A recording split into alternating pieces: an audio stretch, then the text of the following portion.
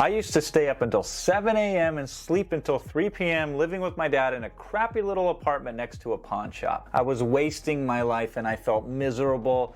I was addicted to procrastination. Then I discovered 3 ways to destroy my procrastination and turn my life around completely. From there, I went on to make millions of dollars, break industry records, and even keynote some of the largest marketing conferences around the world. What were the 3 things that made the difference? Number 1, heart tattoos. Number 2, signal to noise. And number 3, sailing open waters. I'm going to break down for you each one of these concepts in this video. First though, here's what everybody gets wrong about procrastination. Any chronic procrastinator I ever met, once I sit down and I start to work with them, then I come to the conclusion, oh, that makes sense. I'd procrastinate too if I looked at it the way that you looked at it. As I work with the client, I use the wonderful ability, which is procrastination, and I just get them to procrastinate on the stuff that harms them. So if I can delay you getting in your own way, then it's amazing what you can get done. See, what you have to do is create something so wonderful that you'll end up procrastinating on your procrastination, and it starts with heart tattoos. If there were a short phrase written on your heart and we could look with an X-ray vision and read it, what would that phrase be? Who are you? What are you designed to do?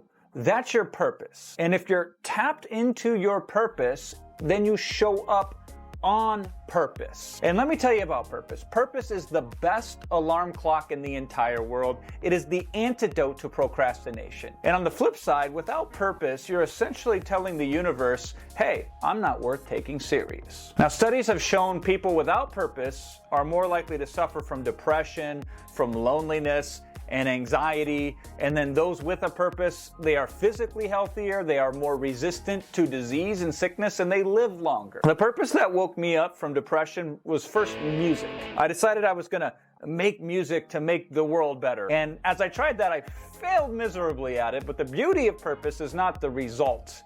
It's the energy. While I was working on music, I discovered I had to market the music, and that led me to studying marketing, and ultimately that's what made me rich and successful, and ultimately that became my true calling. So what's the words on your heart then? I will tell you, having worked with thousands of people, I find most were already living in their purpose by the age of 6. It's just as we fall out of it as we grow older. And why is that, you may wonder? It's because we lose the signal within the noise. So in my early 20s, I actually put out a rap record, and my producer quit halfway through. We were working on this, so I had to figure out how to mix and produce my own music.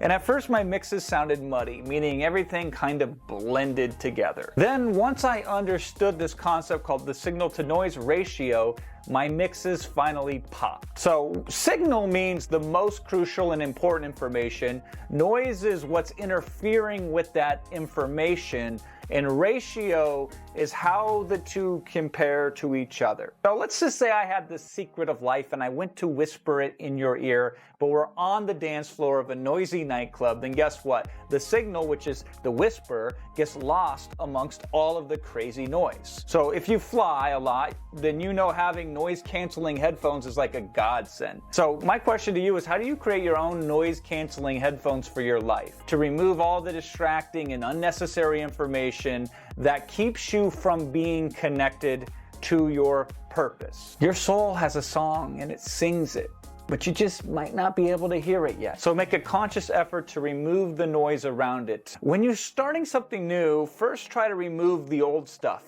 Try to remove more than what you'll add to your plate. Start with subtraction first, then use addition, and your results will multiply.